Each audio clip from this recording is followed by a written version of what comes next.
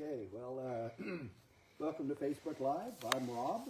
My name's Rob McGraw. I live in Washington State.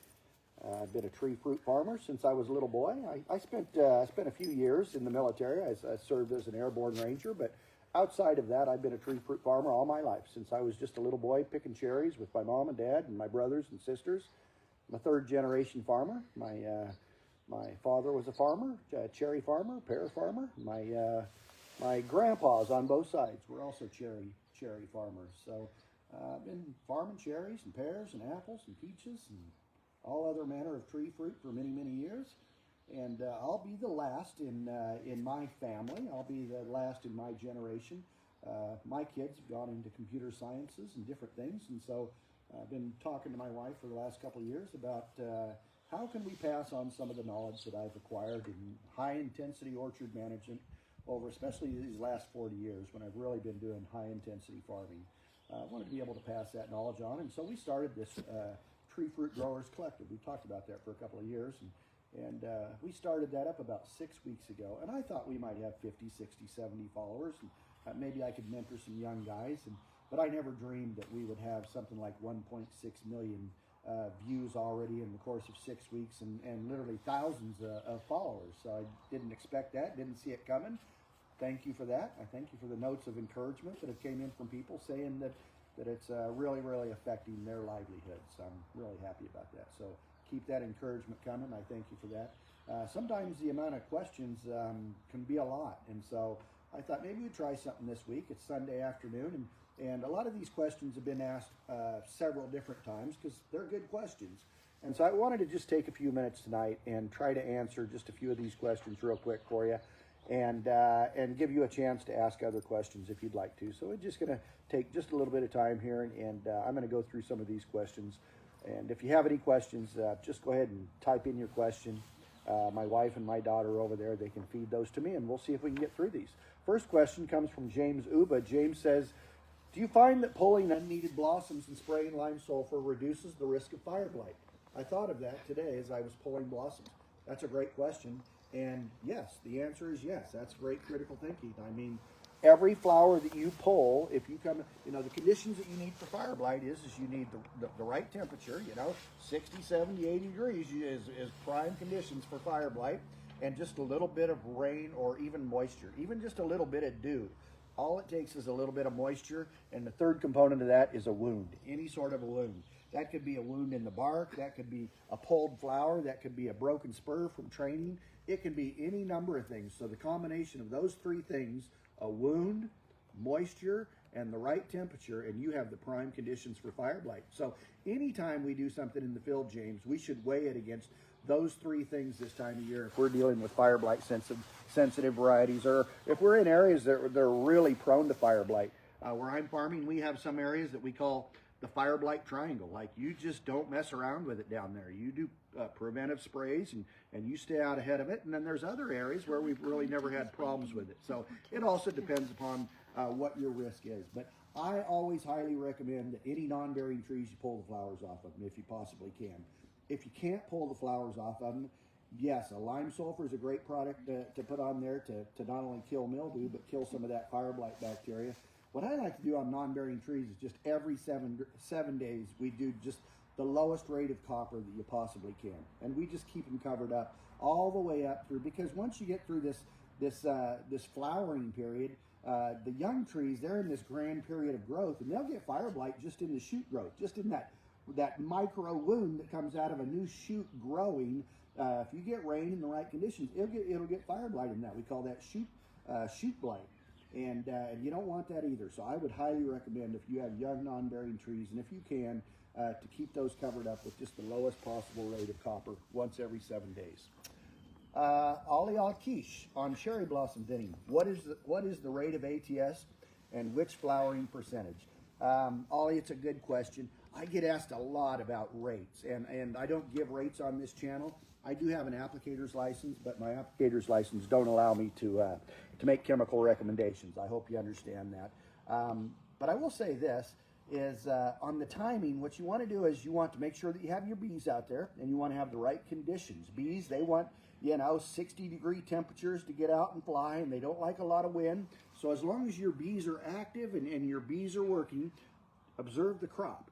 And as soon as you have an open flower and you can see that bees are actively working those open flowers, give them a day for that pollen to get down the tube. Excuse me. Now I'm looking at the whole of the crop and I'm saying the whole of the crop that I really, really want has been pollinized. And so that part of the crop is probably set.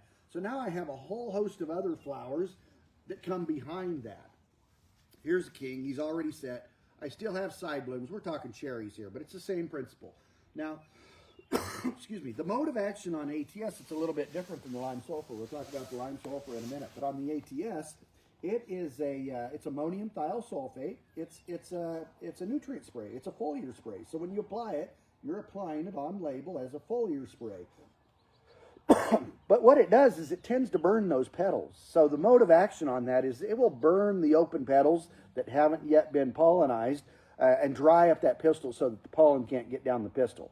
And so what I would suggest to you on the ATS is find some ammonium thiosulfate, potato fertilizer, right? Some potato fertilizer, and watch your crop. And when you have the right amount of blooms open and you're sure that those have been pollinized, before the other flowers open, spray those with the ATS, and you're actively burning them is what you're doing. So that's what I would say about that. Speaking of cherry blossom ATS, another question. Woof Ligas, I hope I got that right, on cherry blossom thinning. Why don't you make more ATS applications? And he has in parentheses 3 days later. Or is there a problem with over thinning in cherries? Great question. The truth of the matter is I have a couple videos on the page about thinning with ATS, and you're right. I did make 2 applications of ATS. Not only did we do 2 applications of ATS, but we also hand thinned the bottoms of the trees, you might recall. We sent a crew in there. Sorry about that short video that we put on there, but we did put a crew in there, and we hand thinned the bottom of those cherry trees, and we did not 1 but 2 ATS applications in the top of the tree. So what we did is we just like I said before, we fertilized the bottom of the tree as we wanted, but the top of the tree was opening up a little bit later, a couple days later. So just like you say, we went in there 2 or 3 days later, and then we made another application just up in the top of the tree. The second part of your question, or am I afraid of overthinning? Yes, I was sweating bullets for 3 days. I thought for sure we hadn't set a crop in that block. It really, really scared me. I'll post some pictures tomorrow. It turned out perfect, just absolutely perfect. Maybe a few over-thin limbs on the bottom of the tree, but just a beautiful job of thinning the bottoms. You want to thin the bottoms a little harder because the bottoms don't size up as well as the top of the trees do. So you're right. Did a marvelous job, and we did 2 applications plus a hand thinning on the bottoms. Marcia Uber on blossom thinning. What does the lime sulfur do? Well, that's a good question. I've asked this question to every expert in the industry that I could possibly ask over the last 25 years that I've really been actively using lime sulfur, and usually I get 1 of 2 answers. The first answer is that it has some sort of phytotoxic reaction to the petal, thus inhibiting the pollen from making it down the pistil. It dries up the pollen or whatever. The other school of thought is that maybe it has a burning effect similar to the ATS that we just described a few minutes ago. In any case, it prevents the pollen from making it down the pistil. I'm not positive what the mode of action is, but I'm pretty sure it's maybe 1 of those 2 things, probably both of those 2 things. It burns the pistils that you don't want, and it also inhibits pollen from making it down the pistil into the pollen tube. In any case, it really does work, and it's very, very effective. It's blossom thinning with lime sulfur is probably one of the most positive things that you can do, especially in a commercial orchard, to ensure that you have a return bloom the following year. Even in blocks where we don't do later applications, we have a lot of organic blocks, and our only tool really is hand thinning, which is very expensive, and blossom thinning with lime sulfur. Now, lime sulfur is used as a mildew spray. It's labeled as mildew, and it's very effective. We need the mildew spray this time of year, but it has the side benefit of burning these other pistils that you don't want, or thinning, or I would think of it as aborting weak fruit, because in the end, that's what it's really doing. The king is set. You're going to observe, and you're going to see that the king is set. We've talked about that. The calyx begins to fold up on that, but these weaker little flowers here where the pistil hasn't been set, like that one right there, that flower is very likely to fall off and abort. So that's what you're trying to do, is you're trying to set the strong apples, that's usually the king, and abort the weaker apples, which are usually the queens that are on the outside of the apple. Hope that answers that question. On scoring and girdling, when can it be done and why? I used to always say full bloom is the best timing for girdling, and maybe it is. The goal is you want to inhibit that massive influx of sap flowing up the tree.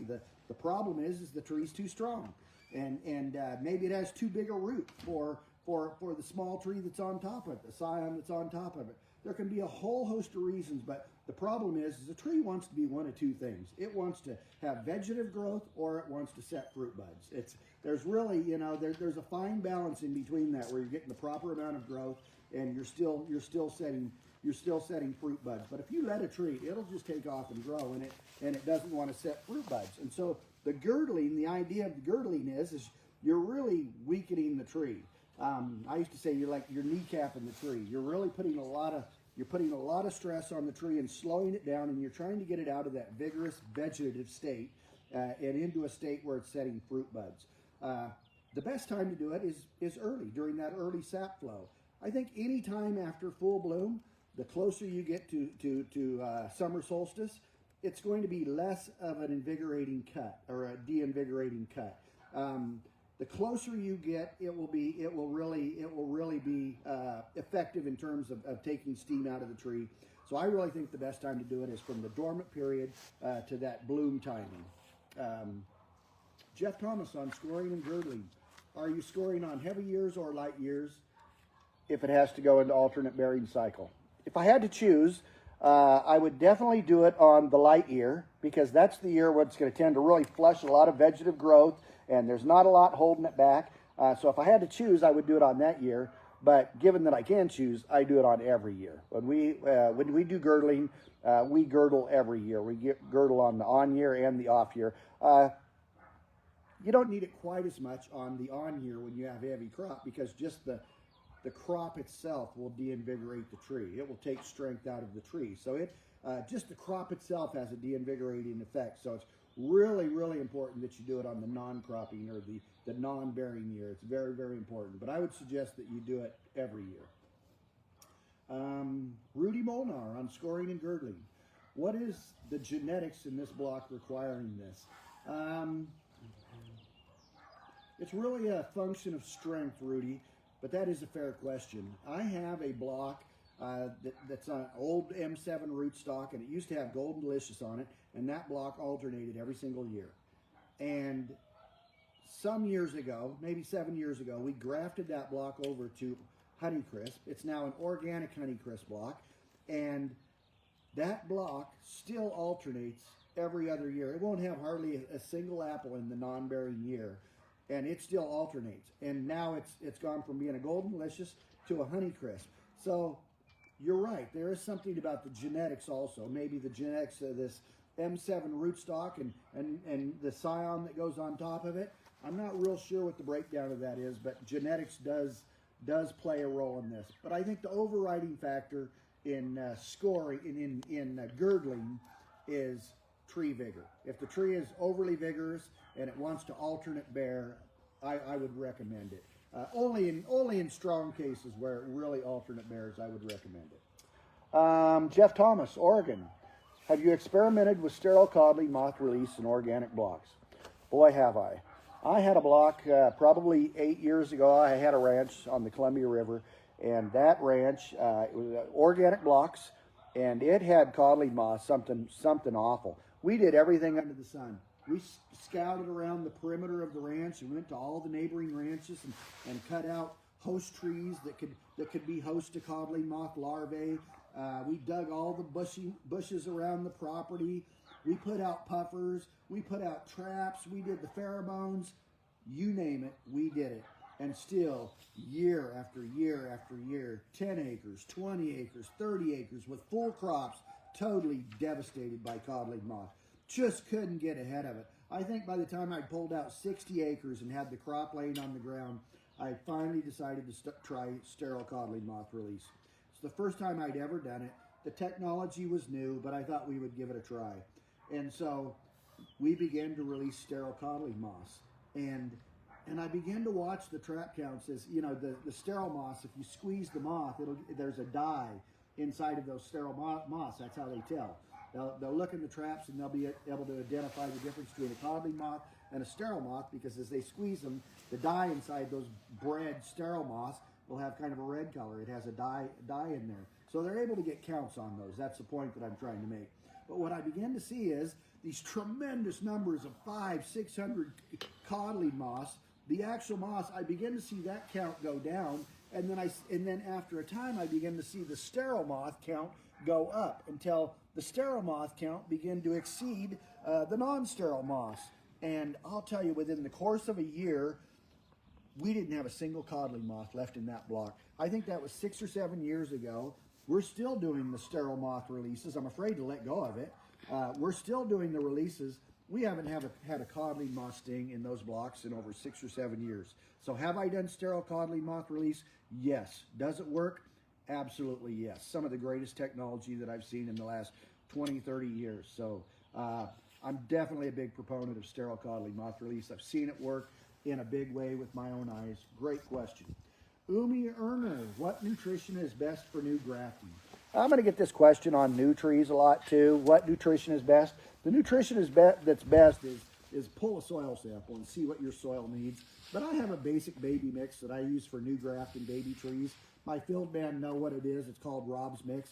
It's just a basic mix that has about 30 pounds of N, 30 pounds of P, 50 pounds of K, 30 pounds of sulfur, maybe just a little bit of calcium, but it's just a standard mix that has N, P, K. Those are the biggies, right? N, P, K, and then whatever it might be that your soil needs. But I would have a standard mix. Your field man probably has a standard baby mix that has a good triple 16 or whatever, but some good fertigation mix.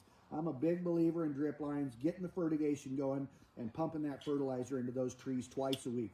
That's what that drip line's for, and I really, really use it because in commercial farming, the name of the game is getting that tree to the top wire and getting it into production just as fast as you possibly can. I hope that answers your question. Mario Gonzalez, is Proman a fungicide? No, it's not. It's a growth hormone. It's a growth product. And is there a substitute if I can't find it? Proman has a couple of different names. I think another name for Proman would be Typee. I think that's the common name that you would find Proman under. Great product. Love Proman. We use Proman for getting big apples. It's a great product. Been on the market for many, many years. You want to make sure when you use Proman, if you're spraying it as a foliar, you have good 70, 80 degrees, good warm conditions. If you want to get big round, big apples. If you're using it on the trees, it's real important you get that down below the cambium layer. I'm going to do a video in the next couple days. I scored my trees. I'm here in my little backyard that I showed you the other day. I scored my trees above the buds, scoring for branching about 7 days ago with just a pocket knife. I just went above the bud where I wanted to branch and I scored it with a pocket knife. And I probably got an 80% take with no Proman or no paint, no anything, just a simple pocket knife scoring above the bud. So maybe I'll do a little demonstration on that in the next day or two. But if you're just a backyard grower, you don't really need the Proman. I would just focus on getting the right tool and breaking that skin deep below the cambium layer to stop that sap from flowing up when it hits above that bud and pushes a limb out. So I'll do more on that later. Proman, otherwise known as Typee, and it is a growth hormone. Raul Corona on fire blight prevention. Do you recommend spraying every other row before the event and close after the rain, or just spray everything before? My absolute recommendation on fire blight is always spray before. I am not a big believer in spraying. You want me to so I don't knock that thing over. I'm not a big advocate of spraying for fire blight after an event. I think it's a waste of money. I know that the products say that you can. Hello, buddy. I know the products say that you can use after an event, and they have reach back and all that. Maybe it's true, but I've never got it to work after an event. So I would strongly recommend that you spray every row, and you know that you're going to have the conditions right for fire blight, and you know there's an event coming. I would highly recommend being ahead of it. If you can't get it done, if the rain's coming, you have a surprise event, or rain comes and it starts raining, yes, it's a great question. Go every other row. And then when you get through the event, turn around and go back every other row. And don't let your guard down during the petal fall. Right now we're in the petal fall, and you kind of look at these and you think the petals are off of those, and maybe you don't need to spray for fire blight, but I would keep going until there's no more rat tail bloom on that tree, otherwise known as late bloom. Make sure there's no more late bloom on that tree. We'll actually begin to make decisions this week on does it become cheaper now at this point to just remove the rat tail bloom by hand, send crews out and remove the bloom, or is it cheaper to go out and spray one more time? Those will be the decisions that we're making, and we'll be making in the next week or two when it comes to fire blight. So that's all the questions that I have. Did any other questions come in? All right. Well, I hope that helps. Keep sending the questions. I really appreciate you. It's nice to have you out there. And yeah, it's fun. Thanks for being on board. Rob, the Tree Fruit Guy. We'll see you next time.